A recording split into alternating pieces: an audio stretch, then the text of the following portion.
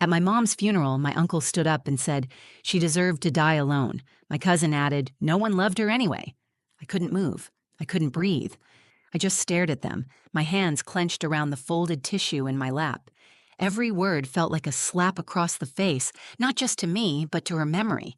People shifted uncomfortably in their chairs. No one said anything, not the pastor, not the rest of the family.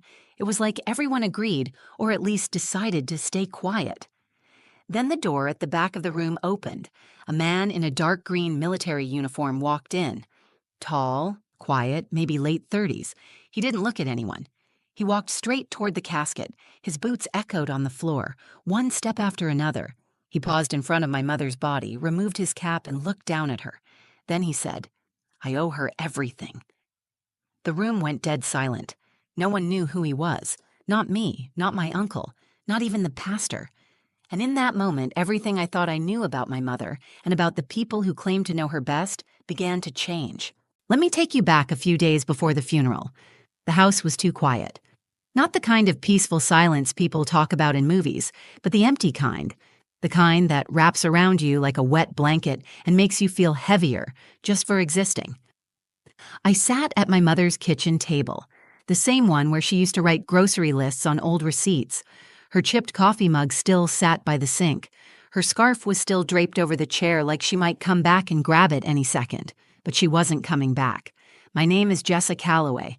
I'm 33 years old, and my mom, Lenora Calloway, was the most complicated woman I've ever known. To some people, she was just a cautionary tale, a what not to be whispered behind closed doors. But to me, she was strength in human form. Flawed, yes. Messy, absolutely. But she had a heart that never stopped giving, even when the world gave her nothing back. Planning her funeral was like trying to organize a goodbye for someone who never got a proper hello. No one offered help. My phone stayed silent. No cousins calling. No casseroles at the door. Just me, sitting with the funeral director, trying to answer questions like, was there a church she belonged to? And should we expect a crowd? I wanted to say, she didn't go to church. Church judged her. And no, I wasn't expecting a crowd. In fact, I was expecting a fight. My Uncle Barrett had already made his feelings known. He hadn't spoken to my mother in over a decade. He blamed her for things no one dared to speak of directly. Her reckless years, the way she brought shame to the family after the divorce, after the debt, after everything. His son, my cousin Milo, was worse. He took his father's bitterness and wore it like armor. I should have been bracing myself for what they were going to say at the funeral. I should have known better. But part of me hoped they would at least be quiet. Just for one day. The funeral was held in a small room in Ridgemont Memorial, the kind of place that smelled like old wood and potpourri. There were maybe a dozen people scattered across the pews, some coworkers from the grocery store where she used to work night shifts, one or two neighbors, and a woman I didn't recognize who sat in the back and cried quietly the whole time. I wore my mother's silver locket. She used to tell me it was a gift from someone she once loved. She never said who. I remember asking once, and she said, some stories don't start until after you're gone. I didn't understand it then. I still don't fully. The pastor read a short prayer. He had never met her. I could tell by the way he said her name like it was just another line in his script. There was no warmth in his voice, no sense of who she really was. It stung, but I stayed still. This day wasn't about me. Then Barrett stood up. No one asked him to speak. He didn't even look at me as he rose from his seat and walked slowly to the front. I felt my stomach turn. He adjusted the microphone like he had something profound to say. Instead, he looked around the room, sneered, and said, let's not pretend she was someone she wasn't. Lenora chose her path, and she paid the price. She pushed everyone away. She died alone because that's what she earned. A couple of gasps echoed through the room. I couldn't believe what I was hearing. My jaw locked, but my hands were shaking. Then Milo, arms crossed and smirking, added from his seat, no one loved her anyway. No one told him to shut up. No one interrupted. The pastor just shifted awkwardly and said nothing. I looked around. People lowered their eyes. Some whispered. No one defended her. No one stood for her. I felt something deep inside me crack open, anger, grief, shame, and a fierce kind of love that made my throat burn. But just as I pushed my chair back, ready to speak, the back door opened, and that's when he walked in. He didn't belong there. That was my first thought. The man who entered through the back door wore a sharply pressed army dress uniform. He looked mid to late 30s, clean-shaven, serious eyes, built like someone who had seen hard things and lived to carry them. He didn't glance around the room. He didn't hesitate. He just walked, one steady step at a time, toward my mother's casket. Barrett turned to look at him, clearly confused. Milo furrowed his brow. They didn't know him. Neither did I. He reached the casket, took off his hat, and stood for a moment in silence. Then he whispered something under his breath, words I couldn't catch, and placed his hand gently on the edge of the coffin like he was greeting an old friend. Then he said it. "I owe her everything." Those words didn't land like a statement. They landed like a stone dropped into still water. Everyone froze. The woman crying in the back stopped mid-sob. The pastor looked stunned. Even Barrett didn't speak. The man turned slowly to face us, and his voice carried, not loud but clear.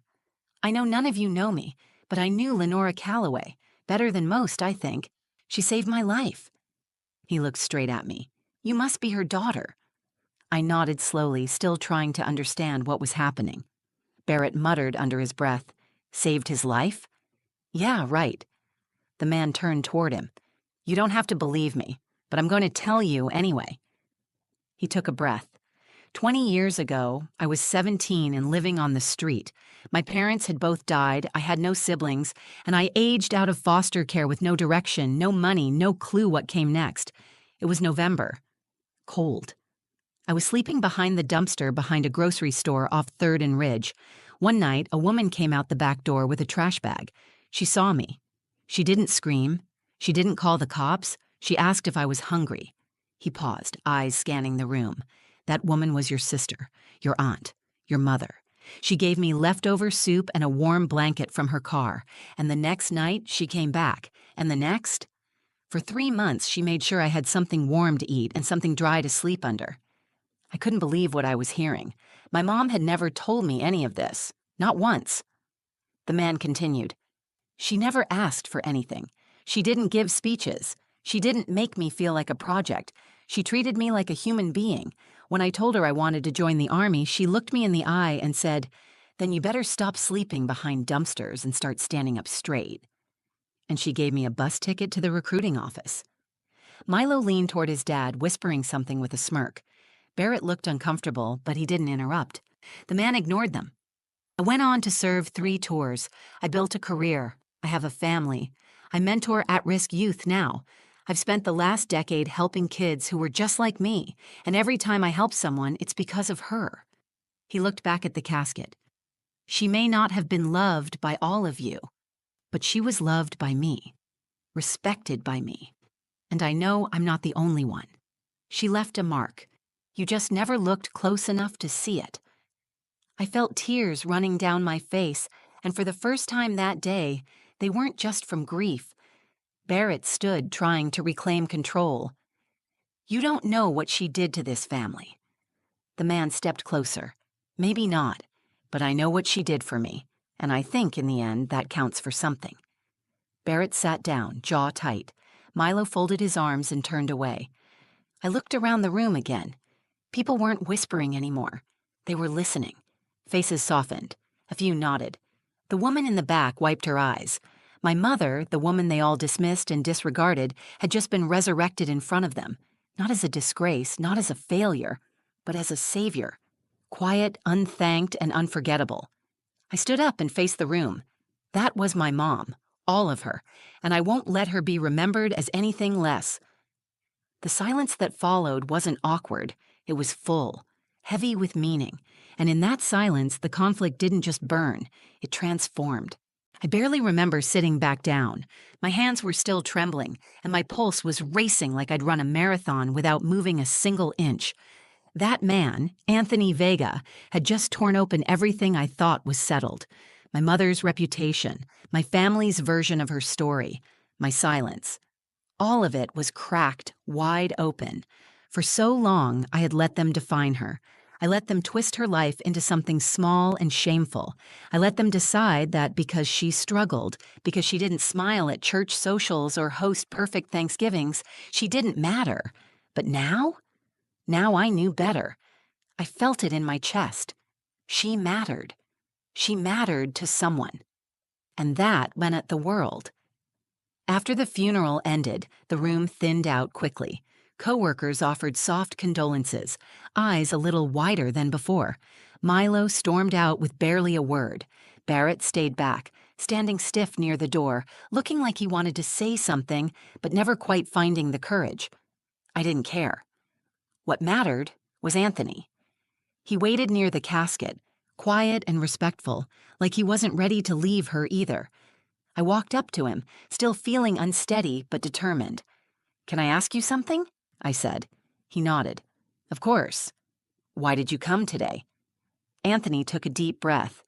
"Because for 20 years I promised myself I'd find a way to thank her, but she moved, changed numbers.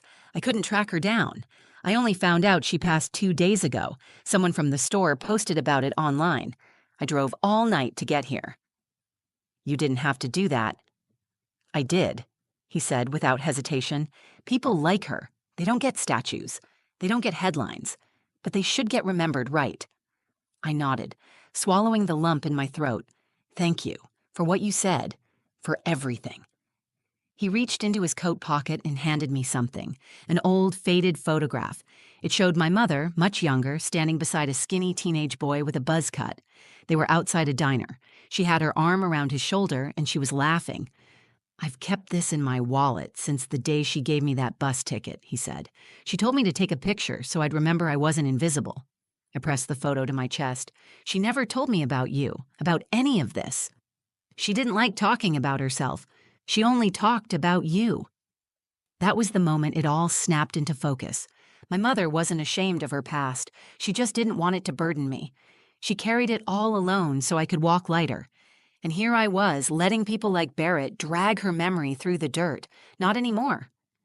I went home that night and sat at her desk. It was cluttered with scraps. Old receipts, clipped recipes, handwritten notes in the margins of torn envelopes.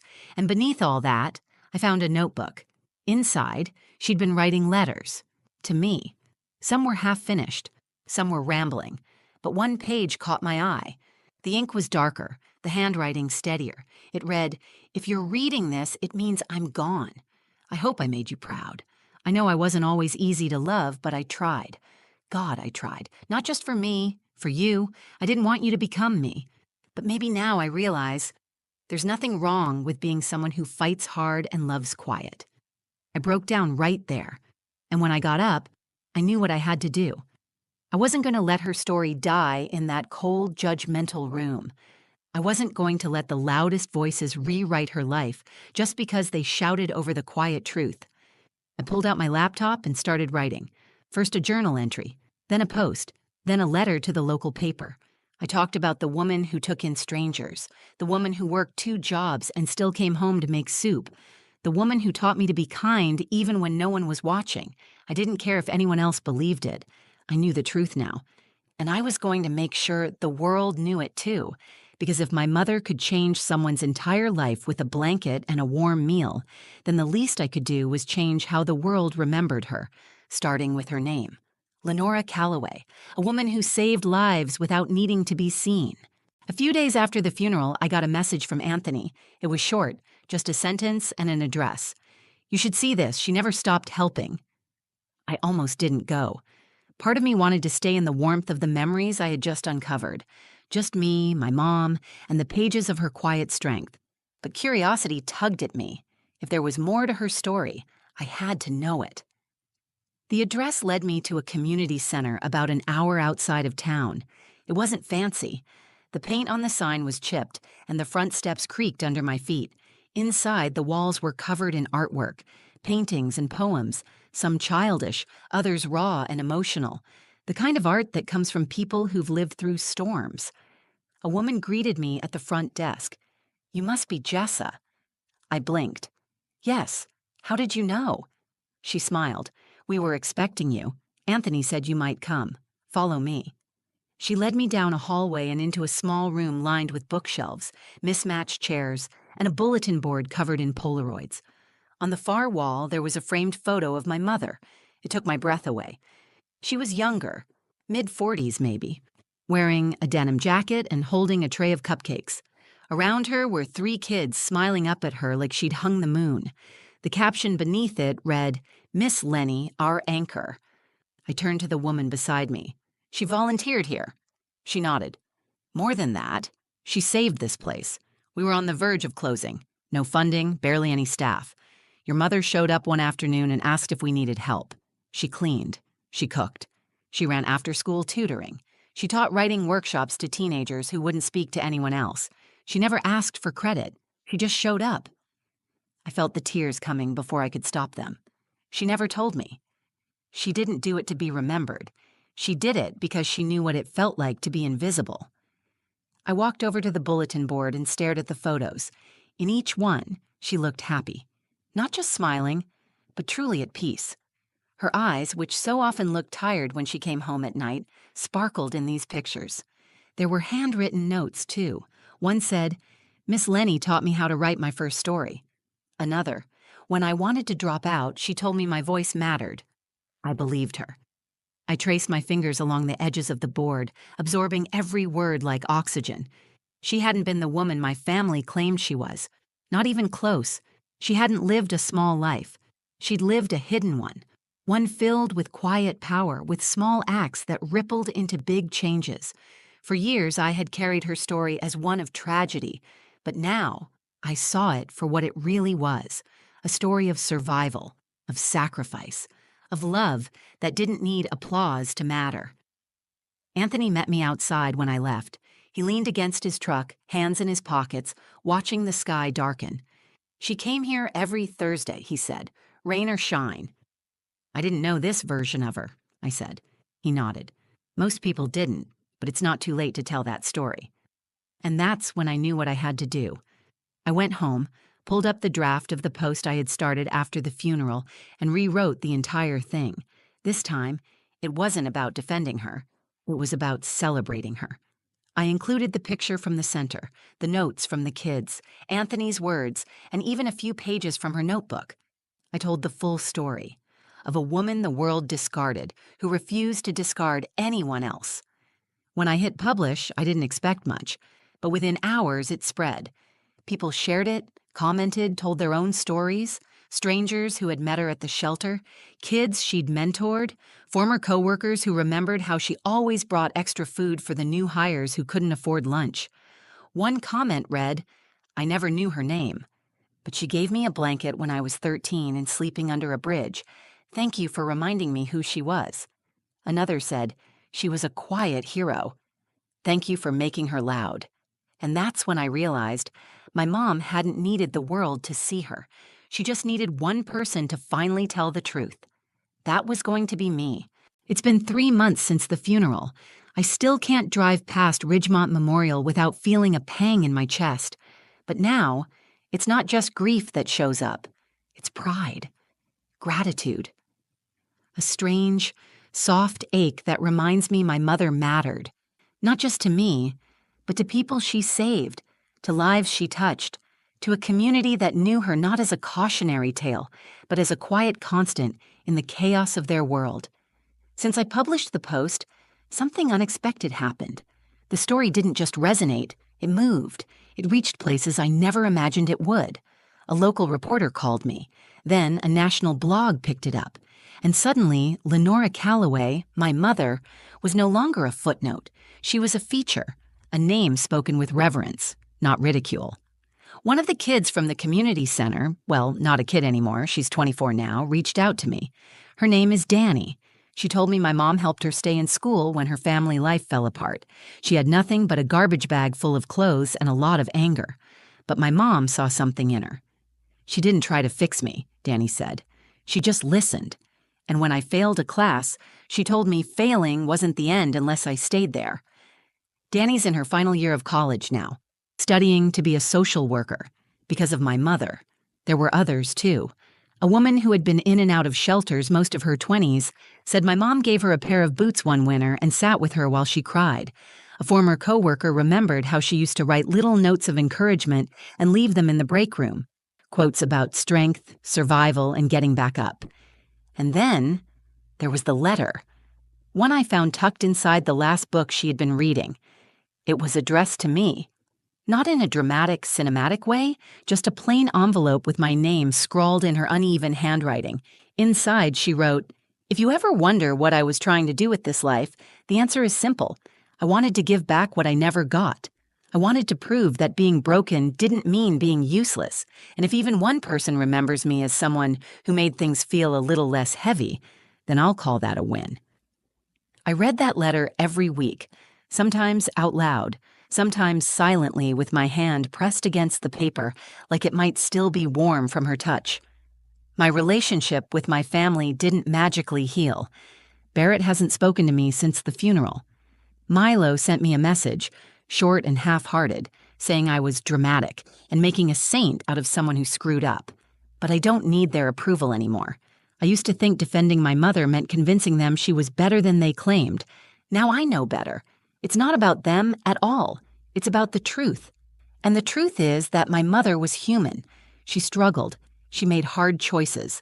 But through it all, she chose kindness. She chose to lift others up even when she was sinking. She chose to keep loving even when it hurt. And maybe the world didn't applaud her for it. Maybe most of it never even noticed. But I see it now. All of it. Every long shift. Every warm blanket. Every act of love she never expected credit for. I started a scholarship in her name, the Lenora Calloway Quiet Light Fund, for students who grew up in shelters or foster care, who need someone to believe in them. I figured if she could give so much with so little, then maybe I could use my voice to carry her light forward. Sometimes I still hear her voice in my head, tired, soft, always honest. Just be kind, baby girl, even if no one sees it, especially then. That's who she was. And if I ever have a daughter, I'll tell her the same thing. I'll tell her about Lenora Calloway, not as the woman my family gave up on, but as the woman who never gave up on others, as the woman who saved lives with soup, with words, with silence, with stubborn hope. She didn't die alone. She died remembered. And more importantly, she died having made the world better, one unseen miracle at a time. And that, I think, is the most beautiful kind of legacy a person can leave behind. If this story moved you, if it made you think of someone who gave quietly and loved deeply without ever asking for anything in return, then do one thing today. Remember them. Speak their name. Tell their story.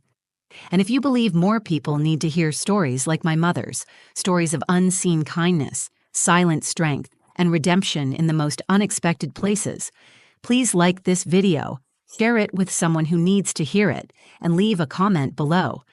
Tell me about the quiet heroes in your life, the ones who changed everything without asking to be noticed.